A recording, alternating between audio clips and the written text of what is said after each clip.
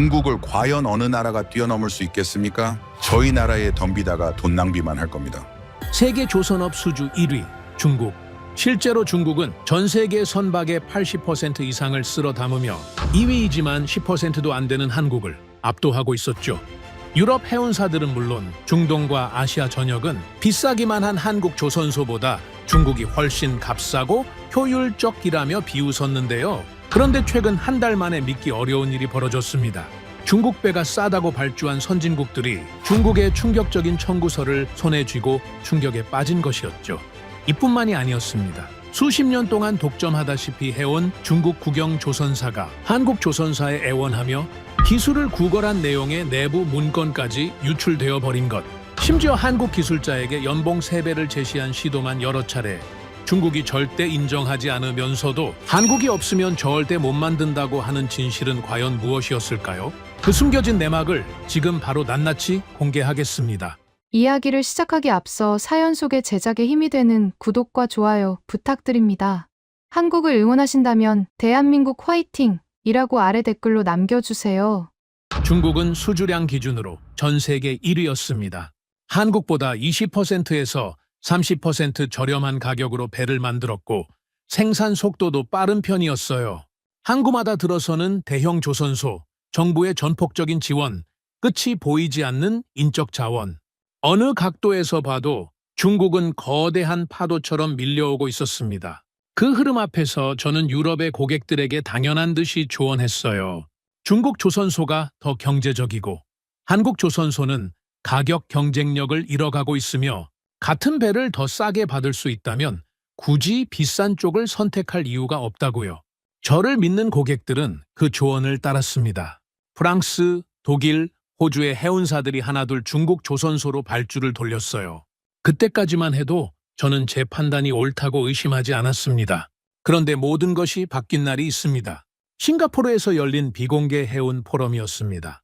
매년 열리는 이 자리는 전 세계 조선 해운 업계의 핵심 인사들이 모이는 비공식 정보 교환의 장으로 공개 컨퍼런스에서는 절대 나오지 않는 이야기들이 오가는 곳이었습니다. 저는 그 자리에서 준비해온 발표 자료를 가지고 있었어요. 주제는 단순했습니다. 왜 중국이 앞으로 세계 조선 시장을 주도할 것인가? 회의장에는 유럽, 미국, 중동, 아시아 전역에서 모인 해운 관계자들이 빼곡히 자리를 채우고 있었습니다. 스크린에는 커다란 수치들이 펼쳐졌어요. 세계 선박 수주 점유율, 중국 53%, 한국 39%. 좌중에서는 낮은 탄성이 흘러나왔고 프랑스와 독일의 관계자들은 고개를 끄덕이며 서로 눈빛을 교환했습니다. 저도 같은 생각을 하고 있었어요. 이미 게임은 결판이 났다고. 회의가 깊어질수록 중국에 대한 찬사는 점점 더 구체적인 숫자와 사례로 채워졌습니다. 한 프랑스 해운사 임원이 최근 중국 조선소와 맺은 계약 조건을 공유했어요. 같은 규격의 선박을 한국보다 28% 낮은 단계 계약했다는 내용이었습니다. 호주 측 관계자도 납기 속도를 높이 사며 거들었고 독일 해운그룹 대표는 앞으로 발주의 상당 부분을 중국으로 돌리겠다고 공개적으로 선언했어요. 회의장의 분위기는 가벼운 흥분과 만족감으로 가득했습니다. 저는 속으로 이미 결론을 내리고 있었어요. 한국은 이제 시장을 잃고 있다. 더 비싼 가격을 고집하는 한 이 흐름을 되돌릴 방법은 없다. 그런데 비공개 세션이 이어진 저녁 무렵부터 분위기가 미묘하게 달라졌습니다. 공식 회의가 끝나고 이어진 만찬 자리였어요. 와인과 가벼운 대화가 오가는 편안한 분위기 속에서 중국 국영, 조선소의 고위 임원 한 명이 낮은 목소리로 뜻밖의 말을 꺼냈습니다. 그 사람은 오후 내내 자신감 넘치는 태도로 중국 조선업의 성과를 이야기해오던 인물이었어요. 그런데 술이 한두 잔 들어가자 말투가 조금씩 달라졌습니다. 한국 조선소와 공동 설계를 할 수 있다면 좋겠다는 생각이 드는 건 사실입니다. 특히 LNG 화물창이나 특수선 분야는 솔직히 우리가 아직 부족한 면이 있으니까요. 회의장이 잠깐 조용해졌습니다. 저는 잔을 내려놓으며 그 사람의 얼굴을 쳐다봤어요. 세계 수주 1위라는 나라의 관계자가 지금 한국 기술이 필요하다고 말하고 있었습니다. 저는 처음에는 흘려들으려 했어요. 술자리에서 나오는 가벼운 사교적 발언일 수도 있었으니까요. 하지만 그 말이 머릿속에서 쉽게 떠나지를 않았습니다. 세계 1위가 왜 이런 말을 꺼내는 걸까? 단순한 겸손인가? 아니면 진짜 속내인가? 포럼 내내 중국의 압도적인 수치를 자랑스럽게 내세우던 그 자신만만한 태도와 지금 이 발언은 도무지 어울리지 않았어요. 자리가 파하고 복도를 걷던 저는 우연한 장면을 목격했습니다. 아까 그 중국 측 임원이 서류 묶음을 바닥에 떨어뜨린 것이었어요. 그가 급히 주워 담았지만 한 장이 발걸음 사이에 그대로 남아 있었습니다. 저는 그걸 주워 돌려주려다 무심코 내용을 읽게 됐어요. 내부 브리핑 자료였습니다. 종이 위에는 중국어와 영어가 빽빽하게 적혀 있었는데 눈에 확 박히는 항목들이 있었습니다. LNG 운반선 핵심 설계 역량 부족, 고급 선박 데이터 확보 시급, 한국 설계 기술자 영입 검토, 친환경 추진선 실적 데이터 미확보, 초대형 특수선 설계 인력 부족, 납기 안정성 확보 방안 필요. 저는 그 자리에 굳어 서 있었습니다. 세계 1위 중국이 세계 2위라고 여겼던 한국의 기술을 절실히 필요로 하고 있었어요. 단순히 원하는 수준이 아니라 내부 공식 문건에 항목별로 명시할 만큼 심각하게요. 그것도 오후 내내 당당하게 수주 1위를 자랑하던 바로 그 조직에서요. 저는 조용히 그 종이를 돌려주고 호텔 방으로 돌아왔습니다. 창밖으로 싱가포르의 야경이 반짝이고 있었지만 저는 그걸 바라볼 여유가 없었어요. 의자에 앉아 한동안 아무것도 하지 못했습니다. 머릿속에서 수십 가지 질문들이 쏟아졌어요. 수주량 1위라는 건 분명한 사실이었습니다. 하지만 그것이 전부였을까요? 많이 만드는 것과 잘 만드는 것이 과연 같은 의미일까요? 저는 오랫동안 그 두 가지를 동일하게 여겨왔는데 그 판단 자체가 처음부터 잘못된 건 아닐까요? 그리고 가장 불편한 질문이 마지막에 왔습니다. 만약 제 판단이 틀렸다면 그 조언을 믿고 결정을 내린 고객들은 지금 어떤 상황에 처해 있을까요? 저는 노트북을 열었습니다.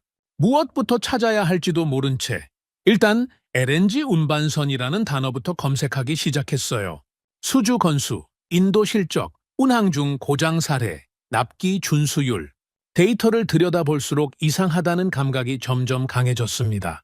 숫자들이 하나씩 눈에 들어오기 시작했는데 그것들이 제가 알고 있다고 믿었던 것과 전혀 다른 그림을 그리고 있었어요. 시간이 지날수록 손이 멈추지 않았습니다. 밤새 잠을 이루지 못했어요. 제가 알고 있다고 믿었던 조선업의 질서가 천천히 흔들리기 시작하는 소리가 들리는 것 같았습니다. 그날 밤 저는 처음으로 두려움이라는 감정을 느꼈습니다.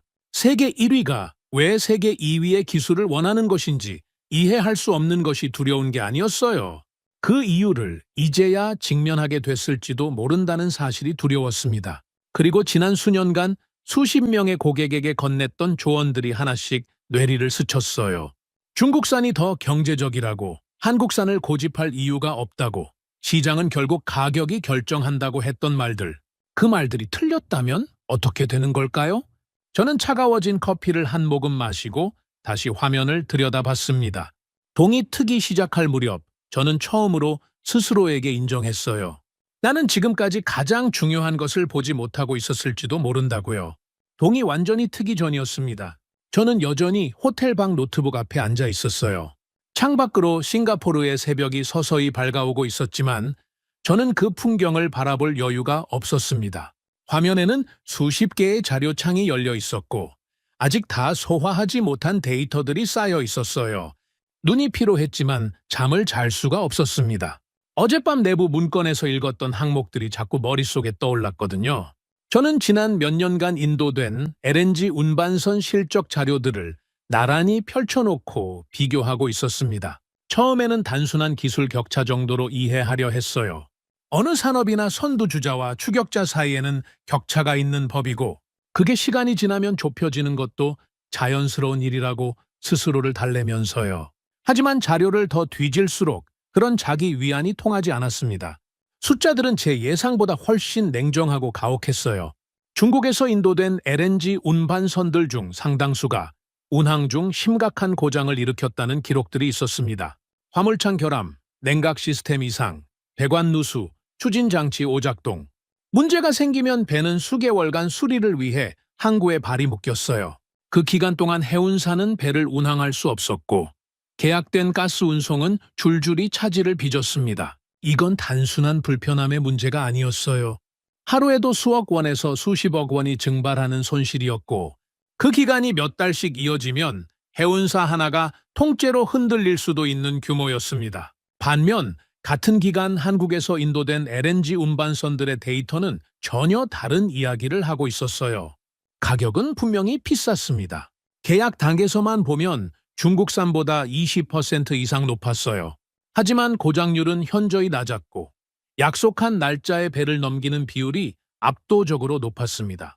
인도 이후 몇 년간의 운항, 안정성까지 비교하면 총 비용 측면에서 한국산이 더 유리하다는 결론이 자연스럽게 도출됐어요.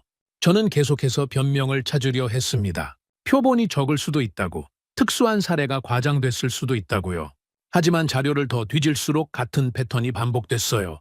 한 번의 우연이 아니었습니다. 그건 구조적인 차이였어요.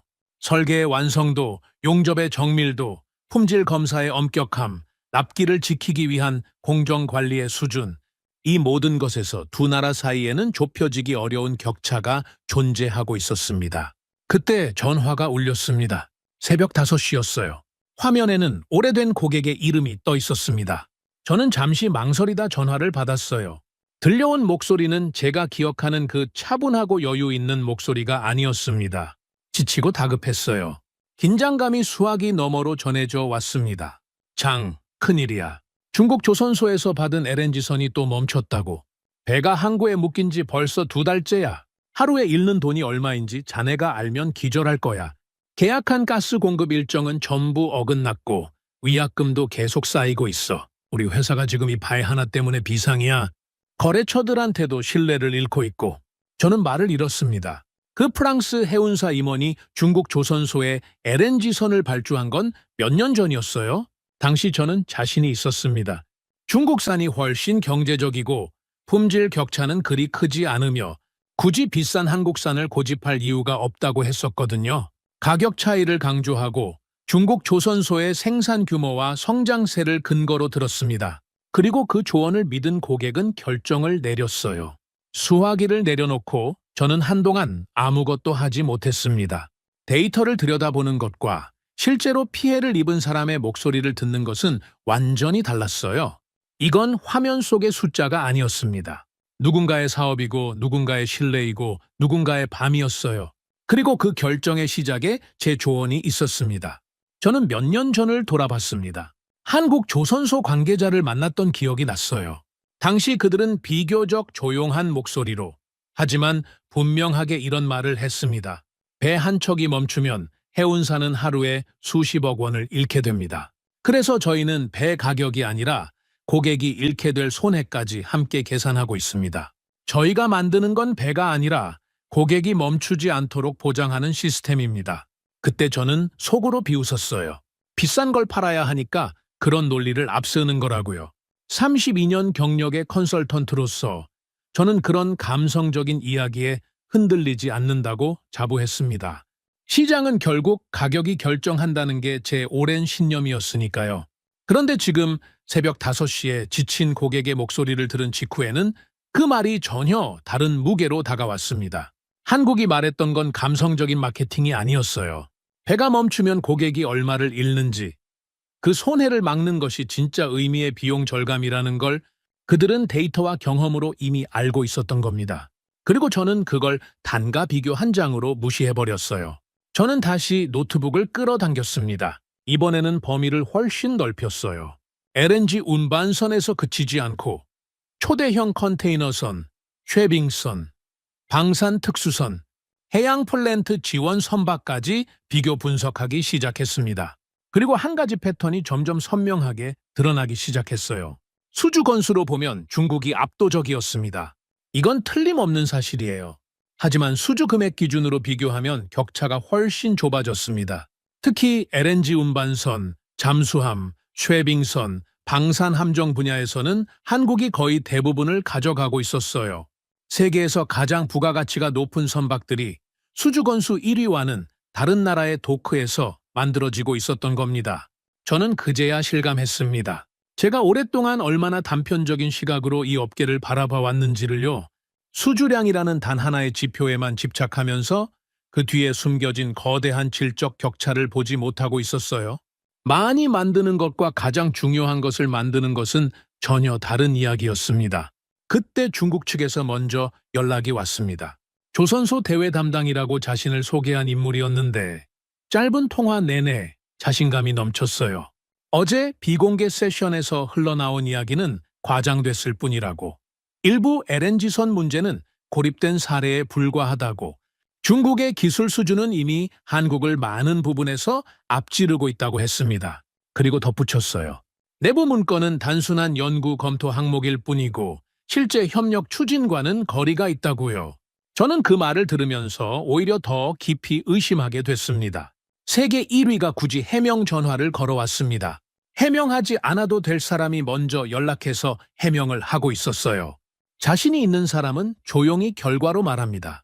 그런데 한국 이야기가 나오자마자 예민하게 반응하고 있었어요. 저는 전화를 끊고 곧바로 결심을 굳혔습니다. 직접 가야 한다. 자료만으로는 더 이상 충분하지 않습니다. 한국 조선소를 눈으로 직접 확인하고 설계팀과 이야기를 나눠보고 무엇이 다른지 내 두 눈으로 봐야 했어요. 며칠 후 저는 거제와 울산으로 향하는 비행기에 몸을 실었습니다. 창밖을 내다보며 저는 여전히 반반이었어요. 한국이 정말 제가 지금껏 무시해온 것과는 다른 나라일지 아니면 명성에 기댄 채 가격만 높은 조선소들의 나라일지를요. 하지만 한 가지만큼은 분명했습니다. 이번에는 선입견을 완전히 내려놓고 직접 확인해야 한다는 것이었어요. 데이터는 이미 제가 틀렸을 가능성을 보여주고 있었고 새벽에 들어온 고객의 목소리는 그 가능성이 현실일 수 있다는 걸 귀에 바짝 속삭이고 있었습니다. 진실은 반드시 현장에 있었어요. 비행기가 착륙하던 순간까지도 저는 반신반의했습니다. 인천공항에서 연결편을 타고 내려앉은 곳은 거제도였어요. 창밖으로 펼쳐지는 풍경을 보면서 저는 애써 마음을 가라앉혔습니다. 한국 조선소를 직접 방문하는 건 이번이 처음이었어요. 싱가포르와 파리를 오가며 32년을 일했지만 한국 현장은 항상 보고서와 수치로만 접해왔거든요. 그 사실 자체가 이미 제 편향을 보여주고 있었는지도 모르겠습니다. 택시를 타고 조선소 방향으로 달리는 동안 저는 속으로 기대치를 낮췄습니다. 시설은 좋겠지. 규모도 크겠지. 하지만 결국 비싸고 느린 조선소라는 평가는 달라지지 않을 것이다. 저는 그렇게 스스로에게 다짐했어요. 그런데 조선소 정문이 보이기 시작하는 순간부터 그 다짐이 흔들리기 시작했습니다. 정문 너머로 드러나는 규모가 제 예상을 완전히 벗어나 있었어요. 그냥 큰 공장이 아니었습니다. 하나의 도시였어요. 거대한 건조 도크들이 일렬로 늘어서 있었고 그 위로 초대형 크레인들이 움직이고 있었습니다. 철골과 강판들이 줄지어 이동하고 있었고 수천 명의 작업자들이 각자의 자리에서 정확하게 움직이고 있었어요. 혼란스럽지 않았습니다. 그게 가장 충격적이었어요. 이 어마어마한 규모 안에서 모든 것이 질서정연하게 마치 잘 짜인 악보처럼 움직이고 있었습니다. 저는 차에서 내리면서도 멍하니 그 풍경을 바라봤어요. 중국 조선소도 여러 곳을 방문해 봤습니다. 규모는 비슷하거나 더 큰 곳도 있었어요. 하지만 느낌이 달랐습니다. 중국의 조선소들은 많은 사람이 많은 일을 하고 있다는 인상을 줬다면 이곳은 정해진 사람들이 정해진 방식으로 정확한 일을 하고 있다는 인상을 줬습니다. 분주함과 정밀함은 전혀 다른 감각이에요. 안내를 맡은 한국 측 엔지니어가 저를 맞이했습니다. 젊고 조용한 인상이었어요. 그는 간단하게 인사를 건네고 바로 현장 안내를 시작했습니다. 말이 많지 않았어요. 불필요한 말을 하지 않는 사람이라는 인상이었습니다. 저는 그 태도를 보면서 이미 무언가 다르다는 걸 느꼈어요. 생산 현장을 걷는 동안 저는 작업 흐름 하나하나를 눈에 담으려 했습니다. 선체를 구성하는 거대한 블록들이 조립되는 과정, 그 블록들이 도크로 이동해 하나의 선박으로 합쳐지는 과정, 내부에 수천 개의 배관과 전장 시스템이 설치되는 과정, 각 공정마다 용접사, 설계팀, 품질관리팀, 검사관이 동시에 움직이고 있었는데 서로의 영역이 명확하게 나뉘어 있으면서도 유기적으로 연결돼 있었어요. 저는 안내 엔지니어에게 물었습니다. 공정 관리는 어떤 방식으로 이루어집니까? 그는 잠깐 걸음을 멈추고 대답했어요. 선박 한 척을 건조하는 모든 공정은 날짜 단위가 아니라 시간 단위로 계획됩니다. 어떤 블록이 언제 어느 도크로 이동하고 그 시점에 어떤 팀이 어떤 작업을 해야 하는지가 모두 사전에 정해져 있어요. 한 공정이 예정보다 지연되면 연쇄적으로 전체 일정이 영향을 받기 때문에 지연 자체를 허용하지 않는 구조로 설계돼 있습니다. 저는 그 말을 들으면서 중국 조선소들을 떠올렸어요. 납기 지연이 생겼을 때 담당자에게 이유를 물으면 돌아오는 대답들이 있었습니다. 자재 수급 문제, 인력 배치 문제, 설계 변경 문제. 매번 다른 이유였지만 결국 같은 결과였어요. 배가 늦게 인도됐고 고객이 손해를 입었습니다. 설계 책임자와의 면담 시간이 됐습니다. 회의실에 마주 앉자마자 저는 일부러 도발적인 질문을 꺼냈어요. 중국은 같은 배를 훨씬 싸게 만들 수 있습니다. 그런데도 왜 한국이 더 낫다고 생각합니까? 설계 책임자는 당황하지 않았어요. 오히려 제 질문을 예상했다는 듯 담담하게 대답했습니다. 저렴한 가격은 분명히 장점입니다. 하지만 저희가 고객에게 약속하는 건 가격이 아니에요. 고객이 이 배를 운항하는 동안 단 한 번도 예상치 못한 이유로 멈추지 않도록 하겠다는 겁니다. 배 한 척이 항구에 묶이면 해운사는 하루에 수십억 원을 잃습니다. 저희는 배 가격을 계산할 때 그 배가 멈췄을 때 발생하는 손해까지 포함해서 생각합니다. 그 관점에서 보면은 저희 배가 가장 경제적인 선택이에요. 저는 아무 말도 하지 못했습니다. 그것은 단순한 판매 논리가 아니었어요. 오랜 시간 고객의 손실을 직접 목격하고 그 원인을 분석하고 그것을 막기 위해 설계와 공정을 바꿔온 사람만이 할 수 있는 말이었습니다. 저는 그 순간 처음으로 한국이 단순한 제조업 국가가 아니라 리스크를 계산하는 나라라는 걸 느꼈어요. 오후에는 건조 중인 LNG 운반선 내부를 직접 둘러보는 시간이 있었습니다. 선박 안으로 들어가는 순간부터 압도당했어요. 영하 162도의 액화 천연가스를 운반하기 위해 설계된 화물창은 외부에서 상상하는 것보다 훨씬 정교하고 복잡한 구조물이었습니다. 수천 개의 배관이 거미줄처럼 연결돼 있었고 단열재 접합부 하나하나가 극도의 정밀도로 마감돼 있었어요. 눈에 보이는 모든 용접 부위가 규격화된 패턴을 유지하고 있었고 어느 곳 하나 대충 처리된 자국이 없었습니다. 안내 엔지니어가 화물창 내벽을 가리키며 설명했어요. 이 구조물이 영하 162도를 견뎌야 합니다. 그 온도에서 금속은 수축하고 변형됩니다. 조금이라도 접합부에 오차가 생기면 균열이 발생하고 그 균열이 확대되면 화물창이 파손됩니다. LNG가 누출되면 폭발 위험으로 이어질 수 있어요. 그래서 이 배 안에 있는 모든 용접 부위는 하나도 예외 없이 비파괴 검사를 통과해야 합니다. 저는 화물창 안을 천천히 걸으며 그 말의 의미를 실감했어요. 이건 단순히 배가 아니었습니다. 극단적인 환경에서 오차를 허용하지 않아야 하는 정밀 기계였어요. 바다 한가운데에서 이 배가 멈추거나 문제가 생긴다면 그 결과는 돈의 손실로 끝나지 않을 수도 있었습니다. 인명사고, 환경재해, 에너지 공급망 마비, 그 모든 가능성을 막기 위해 이 안에 모든 것이 설계됐어요. 저는 그제야 중국 조선소가 왜 내부 문건에 LNG 운반선 설계 역량 부족이라고 적었는지를 이해하기 시작했습니다. 이 배를 만들기 위해서는 설계 도면만으로 충분하지 않았어요. 영하 162도 환경에서 어떤 변수가 발생하는지, 수십 년의 운항 과정에서 어떤 문제가 반복되는지, 그 문제를 현장에서 어떻게 해결해 왔는지에 대한 축적된 경험이 필요했습니다. 그리고 그 경험은 수십 년에 걸쳐 쌓이는 것이었어요. 현장에서 한 가지 더 인상적인 장면을 목격했습니다. 30년째 이 조선소에서 일한다는 용접 장인과 잠깐 이야기를 나눌 기회가 생겼어요. 그는 투박한 손으로 작업 장갑을 들고 있었고 말수가 많지 않았습니다. 저는 물었어요. 왜 30년을 이 일을 합니까? 그는 잠깐 생각하다가 대답했어요. 배는 결국 사람이 만드는 겁니다. 설계도가 완벽해도 현장에서 사람이 틀리면 그 배는 위험해집니다. 저는 그걸 알기 때문에 한 번도 대충 한 적이 없어요.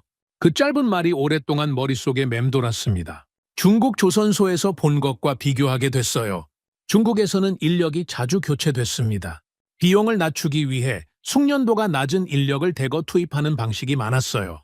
배 한 척이 완성되면 팀이 해산되고 다음 배에는 다른 사람들이 붙는 구조였습니다. 경험이 사람에게 쌓이지 않고 교체와 함께 사라졌어요. 한국은 달랐습니다. 30년 된 장인이 아직도 현장에 있었어요. 그 사람 안에는 30년치의 실패와 해결이 축적돼 있었습니다. 그건 어떤 도면에도 어떤 매뉴얼에도 담기지 않는 것이었어요. 방문 마지막 무렵 저는 예상치 못한 장면을 마주했습니다. 한국 조선소 관계자 중 한 명이 저를 알아봤어요. 저의 이름과 몇 년 전 인터뷰를 기억하고 있었습니다. 그 인터뷰에서 저는 중국 조선소를 극찬하고 한국을 비판했어요. 관계자는 아무 말 없이 시선을 거뒀지만 젊은 엔지니어 한 명이 조용히 중얼거리듯 말했습니다. 결국 다들 중국이 싸다고 떠났죠. 문제가 생기면 다시 한국으로 돌아옵니다. 그 말을 들으며 저는 얼굴이 굳었습니다. 반박할 수 없었어요. 그 말이 정확히 지금 제가 발견하고 있는 현실이었으니까요. 그리고 저는 그 흐름을 만든 컨설턴트 중 한 명이었습니다. 처음으로 제가 한국을 너무 쉽게 봤다는 사실을 인정하지 않을 수 없었어요. 동시에 이상한 집착이 더 강해졌습니다. 반드시 끝까지 확인해야 한다는 것이었어요. 이게 한국의 진짜 모습이라면 왜 중국이 그토록 한국 기술을 원하는지도 직접 들어봐야 했습니다. 한국 조선소 방문을 마치고 서울로 올라온 날 저녁 중국 측에서 연락이 왔습니다. 싱가포르 포럼 이후에도 한 차례 전화를 해왔던 그 대외 담당이 아니었어요. 이번에는 더 높은 위치의 인물이었습니다. 스스로를 중국 국영 조선소의 전략기획 고위 관계자라고 소개했어요. 목소리는 나직하고 조심스러웠지만 그 안에서 단단한 목적의식이 느껴졌습니다. 르클레르 씨, 한국 이야기를 너무 크게 받아들이실 필요는 없습니다. 직접 만나서 이야기 나눠보고 싶습니다. 중국 측 이야기도 들어보셔야 균형 잡힌 판단이 가능하지 않겠습니까? 저는 잠깐 생각했어요. 한쪽 이야기만 듣고 결론을 내리는 건 제 방식이 아니었습니다. 중국 측 입장도 들어봐야 한다는 건 컨설턴트로서의 기본이었어요. 그리고 솔직히 말하면 그 사람이 무슨 말을 할지 듣고 싶기도 했습니다. 한국 조선소를 보고 온 직후였기 때문에 중국 측이 어떤 논리로 자신들의 현실을 포장하는지 확인하고 싶었어요. 다음 날 저녁 약속 장소인 서울 도심의 한 호텔 라운지에서 그를 만났습니다. 처음 한 시간은 예상대로였어요. 그는 중국 조선업의 성과를 조목조목 나열했습니다. 수주 건수, 인도 실적, 성하 경쟁력, 정부의 지원 규모, 신규 조선소 건설 현황. 자료가 준비돼 있었고 말솜씨도 좋았어요. 제가 반론을 제기할 때마다 능숙하게 다른 수치로 화제를 옮겼습니다. 그런데 LNG 운반선 이야기가 나오는 순간부터 미묘한 변화가 생겼습니다. 목소리가 조금 낮아졌어요. 답변이 조금 늦어졌습니다. 그전까지는 거침없이 이어지던 말들이 짧아지기 시작했어요. 저는 일부러 직접적으로 물었습니다. 그렇다면 왜 한국 설계 기술을 원합니까? 싱가포르 포럼에서 유출된 내부 문건이 있었습니다. LNG 화물창 설계 역량 부족, 한국 기술자 연깁 검토라는 내용이 담겨 있었어요. 잠깐 침묵이 흘렀습니다. 그는 와인잔을 들었다가 내려놓고 한동안 테이블 위를 바라봤어요. 처음에는 그 문건은 단순한 연구 검토 자료라는 말로 회피하려 했습니다. 하지만 저는 물러서지 않았어요. 32년 동안 이 업계를 봐온 사람입니다. 연구 검토와 절실한 필요는 문서의 어조만 봐도 구분이 됩니다. 그 문건의 어조는 전자가 아니었어요. 그 말 이후 대화의 결이 달라졌습니다. 그는 잔을 다시 들어 한 모금 마셨습니다. 그리고 조용히 말을 꺼냈어요. 고객들이 아직 한국을 더 신뢰합니다. 특히 LNG선, 쉐빙선, 방산특수선은 여전히 더 한국이 강해요. 우리는 배를 빠르고 많이 만들 수는 있습니다. 하지만 고객들이 절대 실패하면 안 된다고 느끼는 배에서는 아직 한국을 더 선호하는 경우가 많습니다. 저는 잠자코 들었습니다. 세계 1위 조선 국가의 관계자가 가장 중요한 배에서만큼은 아직 한국이 앞선다고 인정하고 있었어요. 그것도 경쟁사에게 술이 어느 정도 들어간 상태에서 조심스럽게 꺼낸 말이었습니다. 저는 더 파고들었어요. 왜 그렇게 한국 기술자들을 데려오려 하는 겁니까? 이번에는 망설임이 조금 더 길었습니다. 설비는 돈으로 살 수 있습니다. 좋은 기계, 넓은 도크, 최신 장비, 전부 자본이면 해결됩니다. 하지만 30년 동안 LNG선을 만들면서 겪은 실패와 그 실패를 해결한 경험은 살 수가 없어요. 도면은 따라 그릴 수 있어도 실제 바다에서 무슨 일이 벌어지는지, 그 변수들을 어떻게 다루는지는 경험한 사람만이 알고 있습니다. 그게 우리가 진짜 필요로 하는 겁니다. 그 말을 듣는 순간 저는 등골이 서늘해지는 느낌을 받았습니다. 중국이 원하는 것은 도면이 아니었어요. 한국이 수십 년에 걸쳐 실패하고 수정하고 다시 도전하면서 쌓아온 경험 자체를 원하고 있었습니다. 그 경험이 담긴 사람을 데려가려 하고 있었어요. 저는 다시 물었어요. 구체적으로 어떤 방식으로 접근하고 있습니까? 그는 이번에는 오히려 거리낌이 줄었어요. 술이 더 들어간 탓인지 아니면 어차피 비공개 자리라는 판단에서인지 모르겠지만 조금 더 솔직해졌습니다. 퇴직을 앞둔 숙련 기술자들에게 접근하고 있습니다. LNG 설계 엔지니어, 품질 관리 책임자, 특수선 전문가들이요. 현재 연봉의 2배에서 3배를 제시하고 중국 현지 연구소의 책임 직책을 보장합니다. 가족 지원까지 포함해서요. 저는 그 말을 들으면서 중국이 과거에 했던 일들을 떠올렸습니다. 반도체, LCD, 배터리, 한국이 세계 최고 수준을 구축한 산업들 옆에서 중국은 언제나 비슷한 방식으로 움직여왔어요. 처음에는 협력이라는 이름으로 접근하고 그 다음에는 인재를 끌어가고 그 인재를 토대로 기술을 쌓아 결국 가격 경쟁으로 원래 선두주자를 압박하는 방식이었습니다. 그 패턴이 지금 조선업에서 반복되고 있었어요. 저는 자리를 정리하고 호텔로 돌아오는 길에 한국 조선소 설계 책임자에게 연락했습니다. 다음 날 아침 다시 만나자고 했어요. 회의실에 마주 앉아 저는 어젯밤 들은 이야기를 조심스럽게 꺼냈습니다. 중국 측이 퇴직 기술자들에게 거액을 제시하고 있다는 것, 한국의 LNG 설계 경험과 인재를 직접 흡수하려 하고 있다는 것을요. 설계 책임자는 표정이 굳어졌습니다. 하지만 놀라는 기색은 없었어요. 중국은 항상 같은 방식입니다. 처음엔 협력이라고 말합니다. 공동 연구, 기술 교류, 상호 이익. 그 말이 끝나면 핵심 인력이 빠져나가고 그 다음에는 설계 데이터가 넘어갑니다. 몇 년 후에는 우리보다 싼 가격으로 같은 배를 팔겠다고 나타납니다. 반도체 산업에서 봤던 일이에요. 저는 처음에는 그 말이 지나치게 방어적인 반응이라고 생각했습니다. 하지만 전날 밤 중국 관계자가 했던 말을 떠올리니 한국 측의 경계가 결코 과장이 아니라는 걸 인정할 수밖에 없었어요. 그들이 원하는 것이 정확히 설계 책임자가 경고하는 그것이었으니까요. 그래도 협력을 통해 더 큰 시장을 함께 열 수도 있지 않습니까?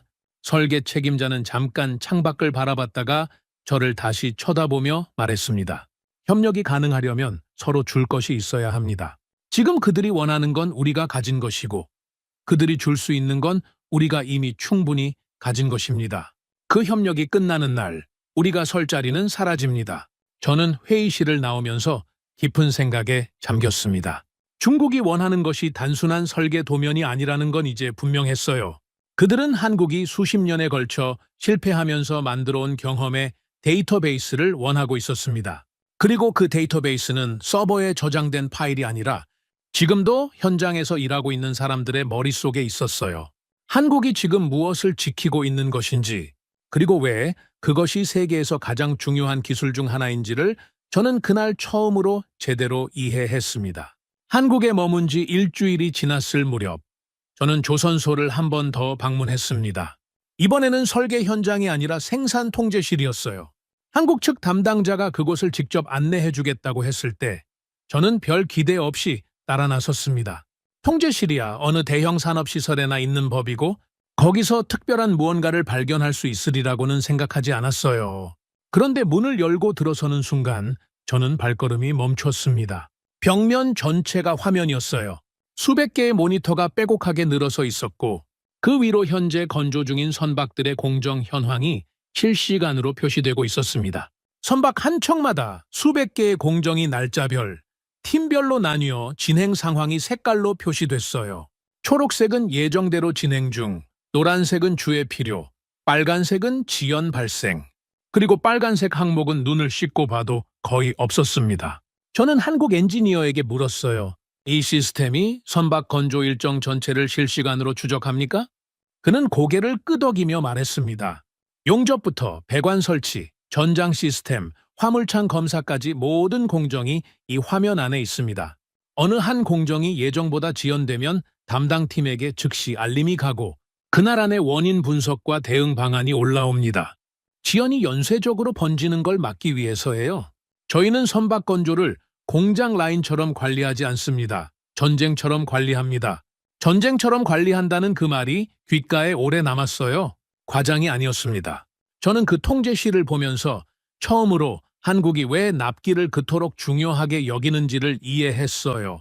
단순히 고객과의 약속을 지키겠다는 도덕적 의지가 아니었습니다. 납기 하루가 지연되면 고객이 잃는 돈이 얼마인지, 그 손해가 연쇄적으로 어디까지 번지는지를 그들은 정확히 알고 있었어요. 그리고 그것을 막기 위해 조선소 전체가 하나의 정밀한 시스템으로 움직이고 있었습니다. 중국 조선소의 납기 문제를 떠올렸어요. 처음 계약할 때는 일정이 잡혀 있습니다. 하지만 시간이 지나면서 하나씩 밀리기 시작하죠. 자재 수급이 늦어졌다. 설계 변경이 생겼다. 인력 배치가 어렵다. 이유는 매번 달랐지만 결과는 같았습니다. 배가 예정일보다 몇 달, 심하면 몇 년씩 늦게 인도됐어요. 그동안 고객이 입는 손해는 누가 감당하는 걸까요? 그 질문에 한국조선소는 시스템으로 대답하고 있었습니다. 통제실 방문을 마친 그날 저녁, 저는 서울에서 오래된 지인을 만났어요. 저와 비슷한 시기에 유럽 해운 업계에 발을 들인 프랑스 해운사 임원이었습니다. 우리는 몇 년 전부터 연락이 뜸해진 사이였는데 그가 마침 업무차 서울에 와 있다는 걸 알게 됐어요. 식당에 마주 앉은 그의 얼굴은 많이 지쳐 보였습니다. 저는 가볍게 안부를 물으려 했는데 그가 먼저 무거운 이야기를 꺼냈어요. 장, 나 진짜 큰일 났어. 중국 조선소에 발주한 LNG선 알지? 원래 18개월이면 받을 수 있다고 했던 배에 말이야. 지금 30개월이 넘었는데도 아직 인도가 안 됐어. 저는 잠자코 들었습니다. 우리가 그 배로 공급하기로 계약한 가스가 있었어. 유럽 쪽 거래처인데 계약 일정을 맞추지 못하면서 위약금을 물어야 했고 거래처 하나는 계약을 아예 파기했어. 배값보다 훨씬 더 큰 손해를 봤다고. 처음에 아낀 돈의 몇 배를 이미 날린 상황이야.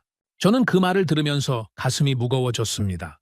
그 사람에게 중국 조선소를 추천한 건 저였어요. 직접적인 조언은 아니었을 수 있지만 제가 업계에서 지속적으로 내세워온 중국 옹호론이 그의 선택에 영향을 미쳤을 가능성은 충분했습니다. 저는 속으로 변명하려 했지만 그게 쉽지 않았어요. 이럴 줄 알았으면 처음부터 한국에 맡겼어야 했어. 비쌌겠지. 하지만 이것보다는 훨씬 나았을 거야. 그 말이 오래 남았습니다. 비싸다는 것과 손해를 입힌다는 것은 전혀 다른 이야기였어요. 한국 조선소가 비싼 건 사실이었습니다. 하지만 그 비싼 가격 안에는 약속을 지키는 비용이 포함돼 있었어요. 납기를 맞추기 위한 공정관리 시스템, 고장을 막기 위한 설계와 검사의 엄격함, 인도 이후에도 이어지는 기술 지원, 그 모든 것이 가격표 안에 녹아 있었던 겁니다. 반면 중국 조선소는 단가를 낮추기 위해 그 비용들을 줄였어요. 그리고 그 결과는 고객이 고스란히 감당하고 있었습니다. 다음 날, 저는 한국 조선소 한쪽 도크에서 예상치 못한 장면을 목격했습니다. 미국 군함이 도크 안에 들어와 있었어요. 처음에는 제 눈을 의심했습니다.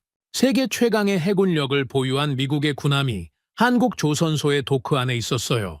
미국 해군 관계자들이 한국 기술진과 함께 선체를 살펴보고 있었습니다.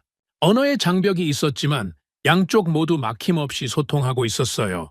저는 조심스럽게 곁에 있던 한국 측 관계자에게 물었습니다. 저 군함은 무슨 이유로 여기에 있는 겁니까? 수리 때문에 왔습니다. 미 해군 함정들이 한국 조선소에서 정비를 받는 건 이제 드문 일이 아니에요. 저는 그 대답을 듣고 바로 이해가 되지 않았습니다. 미국에는 방대한 해군 기지와 정비 시설이 있는 걸로 알고 있었어요. 그런데 왜 굳이 한국까지 오는 걸까요? 나중에 미 해군 관계자와 짧은 대화를 나눌 기회가 생겼습니다. 그는 간결하게 설명했어요. 미국 내에서 같은 작업을 하려면 몇 달이 걸립니다. 한국에서는 몇 주 안에 끝납니다. 그리고 정확합니다. 군함은 납기가 늦어도 안 되고 작업에 오차가 생겨도 안 됩니다. 그 두 가지를 동시에 만족하는 곳이 한국입니다. 저는 그 말을 들으면서 오래 생각했어요. 미국은 세계에서 군사력이 가장 강한 나라입니다. 그 미국이 자국 군함 정비를 한국에 맡기고 있었어요. 이건 단순한 비용 절감의 문제가 아니었습니다. 미국이 한국을 신뢰한다는 뜻이었어요.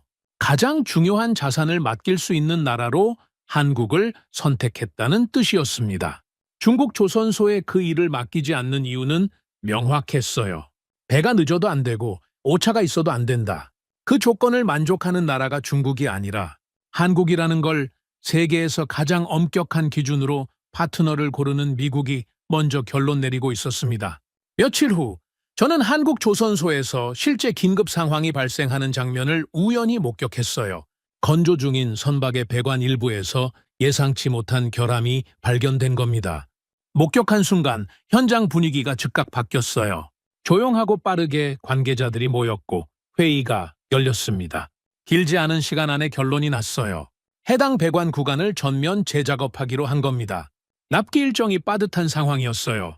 재작업을 하면 인도 날짜에 영향이 생길 수 있었습니다. 그럼에도 재작업을 선택했어요. 설계 책임자가 결정을 내리며 말했습니다.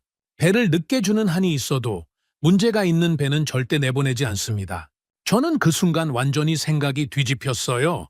납기 압박 앞에서 품질을 타협하지 않는 선택. 그건 단순한 원칙이 아니었습니다. 그 선택 하나가 한국 조선소가 지금까지 쌓아온 신뢰의 근거였어요. 수십 년 동안 그런 선택들이 반복되면서 세계 하해운 시장에서 한국은 배를 늦게 줄 수는 있어도 나쁜 배를 주지는 않는 나라로 인식됐습니다. 그리고 그 인식이 지금 미국 군함을 이 도크 안으로 끌어들이고 있었어요. 그날 저녁, 저는 유럽 해운업계 인사들과의 저녁 자리에 나갔습니다. 오래 알고 지낸 관계자들이었어요. 처음에는 가벼운 업계 이야기가 오갔지만 자연스럽게 화제는 중국과 한국 조선소 이야기로 흘렀습니다. 누군가가 중국산 선박의 가격 경쟁력을 다시 꺼내 들었어요. 저는 그 말을 듣다가 처음으로 공개적으로 입을 열었습니다. 중국은 싸고 빠릅니다. 그건 사실입니다. 하지만 한국은 고객을 망하게 하지 않습니다. 그것도 사실입니다. 자리에 있던 관계자들은 처음에 가벼운 웃음을 지었어요. 예상 밖의 발언이라는 표정이었습니다. 저는 멈추지 않았어요. 제가 직접 조사한 납기 지연 사례, 고장 데이터, 총 손실 비용을 나열하기 시작했습니다. 숫자들이 테이블 위에 펼쳐지자 분위기가 조용해졌어요. 중국은 수주량 기준으로 세계 1위일 수 있습니다. 하지만 세계 최고는 수주량이 아닌 다른 기준으로 정해집니다. 아무도 반박하지 않았어요. 그 순간 저는 깨달았습니다. 제가 이미 예전의 장피에르가 아니라는 걸요. 그 무렵부터 한국에서 흘러나오는 이야기들의 무게가 달라지기 시작했습니다. 어느 날 오후 한국 조선소 관계자가 조심스럽게 꺼낸 이야기가 있었어요. 최근 들어 중국 측의 접촉이 눈에 띄게 늘어나고 있다는 것이었습니다. 공개적인 협력 제안이 아니었어요. 훨씬 조용하고 훨씬 집요한 방식이었습니다. 중국 조선소들이 한국의 핵심 기술 인력에게 직접 연락을 취하고 있었어요. 표적은 구체적이었습니다. LNG 화물창을 설계한 경험이 있는 엔지니어, 20년 이상 품질 관리를 담당해온 책임자, 특수선과 방산 선박을 다뤄본 전문가들, 그리고 특히 퇴직을 몇 년 앞둔 숙련 기술자들에게 집중적으로 접근하고 있었어요. 제시하는 조건은 노골적이었습니다. 현재 연봉의 3배, 중국 현지 연구소의 책임 직책, 가족 생활비 지원, 자녀 교육비 일체 부담. 한국에서는 정년 이후 활동 무대가 좁아지지만 중국에서는 가장 중요한 사람으로 대우받을 수 있다는 말까지 덧붙였어요. 그 이야기를 들은 저는 처음에는 이 정도쯤은 업계에서 흔한 인재 영입 경쟁이라고 생각했습니다. 조건 좋은 곳으로 사람이 움직이는 건 자본주의 시장에서 당연한 일이니까요.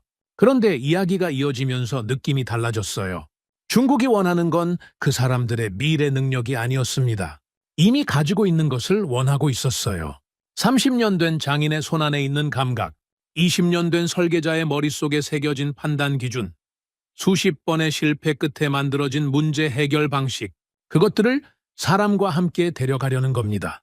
며칠 후 보안 책임자와 이야기를 나눌 기회가 있었습니다. 그는 평소에는 말이 없는 사람이었는데 그날은 꽤 구체적인 이야기를 꺼냈어요. 최근 협력업체 직원 한 명이 중국 측으로부터 설계 자료 요청을 받았습니다. 공식 채널이 아니었어요. 개인 메시지로 접근했고 단순한 참고용이라는 명목을 댔습니다.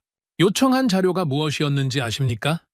LNG 화물창의 내부 구조, 도면, 극저온 배관의 용접 기준 데이터, 특수강 처리 방식에 관한 내부 보고서였습니다. 저는 그 말을 들으면서 냉기를 느꼈어요. 단순한 설계 도면 몇 장이 아니었습니다. 그 자료들은 한국이 수십 년에 걸쳐 실패하고 수정하면서 만들어낸 노하우의 결정체였어요.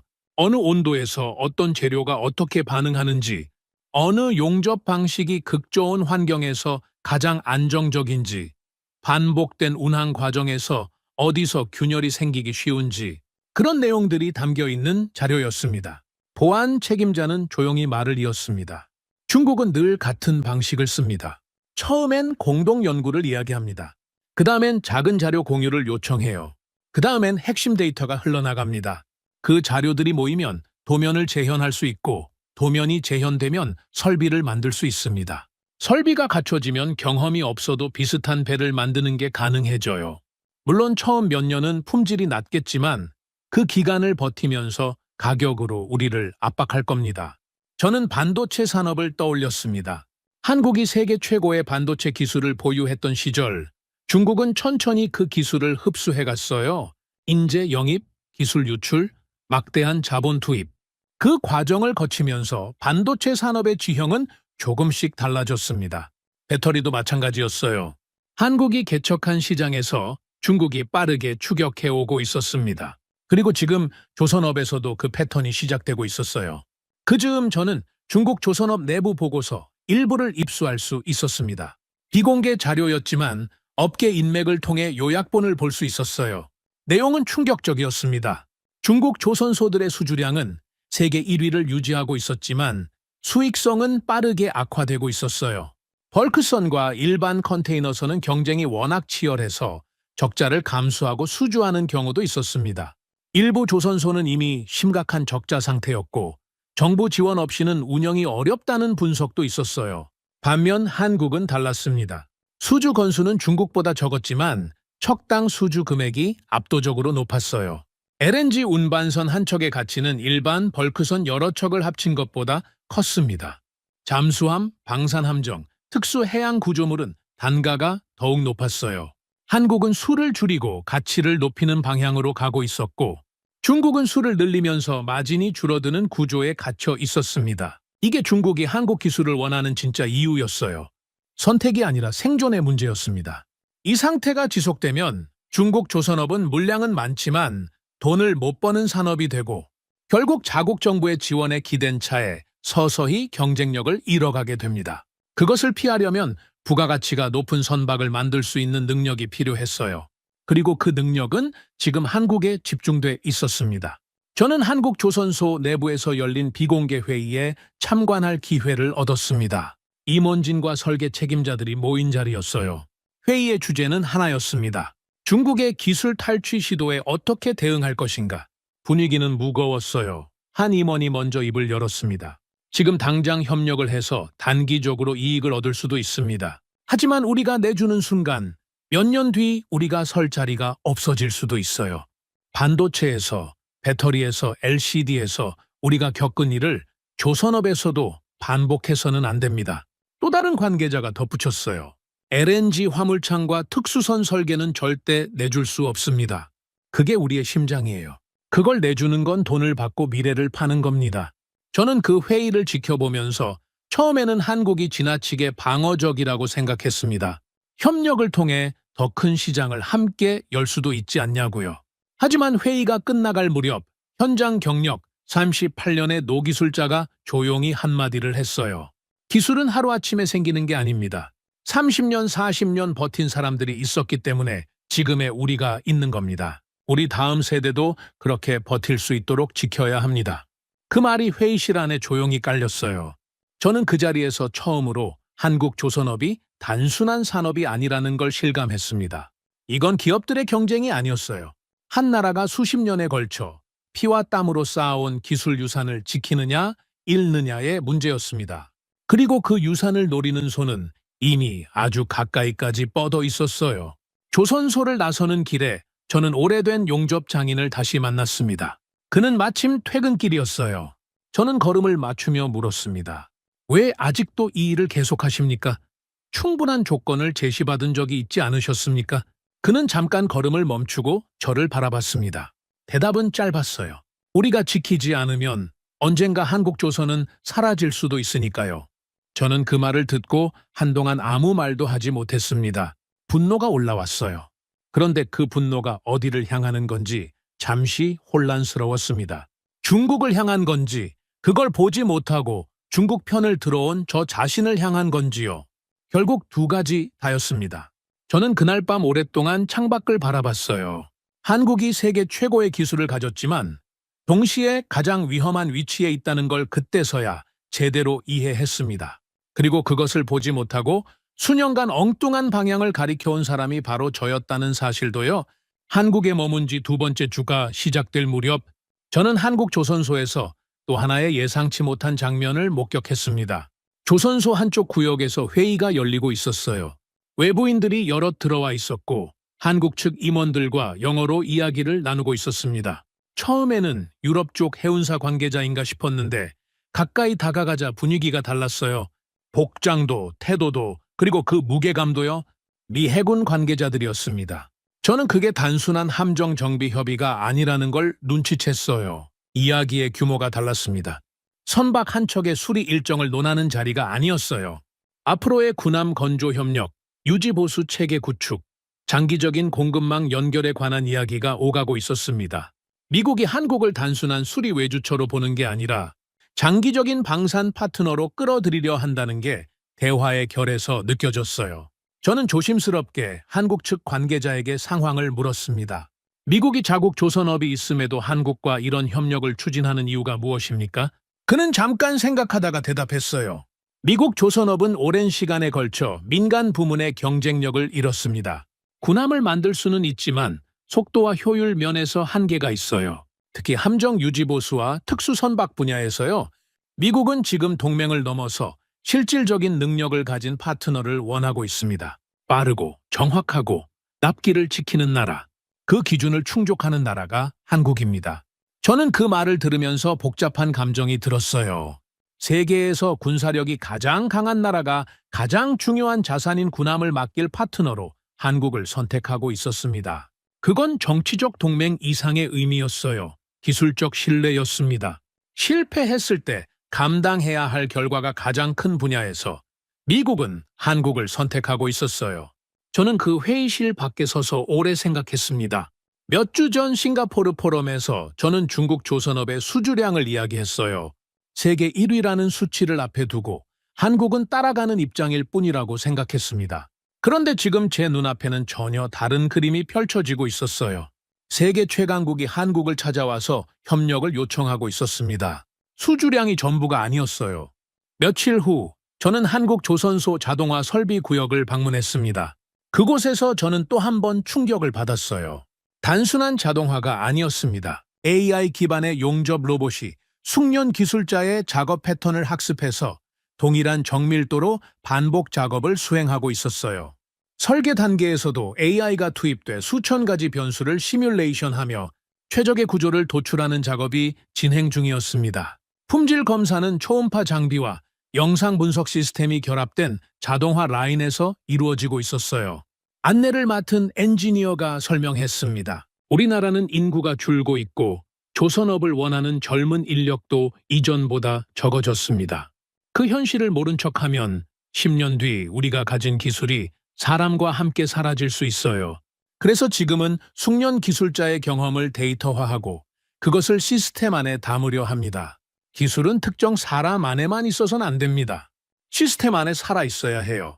저는 그 말에서 한국이 단순히 현재의 경쟁을 생각하는 게 아니라는 걸 느꼈어요. 중국은 지금 값싼 노동력에 의존하는 구조를 유지하고 있었습니다. 단기적으로는 효율적으로 보이지만 인건비가 오르고 인력이 줄어들면 그 구조는 무너질 수 있어요. 하지만 한국은 이미 그 이후를 준비하고 있었습니다. 사람의 경험을 기계에 이식하고 기계의 정밀도를 사람의 판단력과 결합하는 구조를 만들어가고 있었어요. 이것은 단순히 배를 잘 만드는 기술의 문제가 아니었습니다. 미래 산업의 패권을 어느 나라가 쥘 것인가의 문제였어요. 그 즈음 중동 이야기가 연달아 들려오기 시작했습니다. 카타르, 사우디아라비아, 아랍에미리트 같은 중동 국가들이 한국 조선소와 깊은 논의를 이어가고 있었어요. LNG 운반선은 물론이고 잠수함 도입 협의, 해안방어 특수선, 심해 탐사선 건조까지 의제가 다양했습니다. 에너지 강국들이 자국의 해상 자산을 구축하면서 한국을 파트너로 지목하고 있었어요. 유럽도 마찬가지였습니다. 몇 년 전만 해도 중국 조선소로 발주를 돌렸던 유럽의 해운사들이 하나둘 방향을 바꾸고 있었어요. 납기 지연, 운항 중 고장, 예상을 훨씬 초과한 유지비. 그 경험을 치르고 나서야 처음 선택을 다시 돌아보게 됐다는 이야기들이 들려왔습니다. 저는 그 과정을 듣는 내내 씁쓸했어요. 많은 사람들이 비쌌지만 검증된 선택 대신 저렴해 보이는 선택을 골랐고 그 결과를 몸으로 치르고 난 뒤에야 돌아왔습니다. 그리고 그 선택을 옹호하고 조장해온 사람 중 한 명이 저였어요. 어느 날 저녁 중국 측 관계자가 다시 연락을 해왔습니다. 이번에는 이전과 달리 목소리에 날이 서 있었어요. 그는 한국과 미국의 협력이 지나치게 확대되고 있다는 점을 거론하며 경고에 가까운 말을 했습니다. 한국이 미국과 너무 가까워지면 아시아의 균형이 흔들립니다. 중국과 협력하는 편이 모두에게 더 현실적인 이익이 됩니다. 르클레르 씨, 당신은 업계에서 오랜 신뢰를 쌓아온 분입니다. 유럽 고객들에게 균형 잡힌 시각을 전달해 주실 수 있지 않습니까? 저는 그 말을 들으면서 잠시 아무 말도 하지 않았습니다. 몇 주 전이었다면 저는 이 말을 진지하게 고려했을 거예요. 중국의 규모와 시장 영향력을 생각했을 거고 균형이라는 단어에서 합리성을 읽으려 했을 겁니다. 하지만 지금은 달랐어요. 저는 그 말 뒤에 있는 것을 읽을 수 있었습니다. 한국과 미국이 가까워질수록 중국이 원하는 기술과 인재를 확보하기가 더 어려워진다는 것.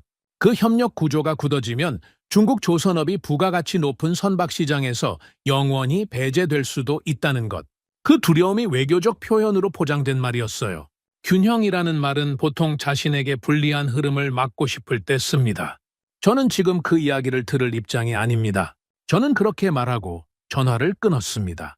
그날 밤 저는 조선소 야경을 바라보는 자리에 한참 서 있었어요. 수천 개의 불빛 아래에서 거대한 선박들이 건조되고 있었습니다. 밤이 깊었지만 조선소는 멈추지 않았어요. 엔지니어와 노동자들이 각자의 자리에서 움직이고 있었고 크레인이 철골을 들어 올리는 소리가 밤 공기를 가르고 있었습니다. 저는 처음 한국에 올 때 어떤 생각을 가졌는지 돌아봤어요. 중국이 이긴 게임, 한국은 비싸고 느리다. 그 생각들이 지금의 저와 얼마나 먼 거리에 있는지를 실감했습니다. 중국은 세계 1위일 수 있습니다. 그건 사실이에요. 하지만 한국은 세계가 가장 믿는 나라였습니다.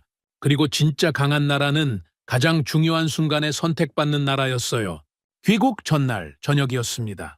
한국 조선소 임원이 마지막 식사를 함께 하자고 했어요. 오래된 한식당이었습니다.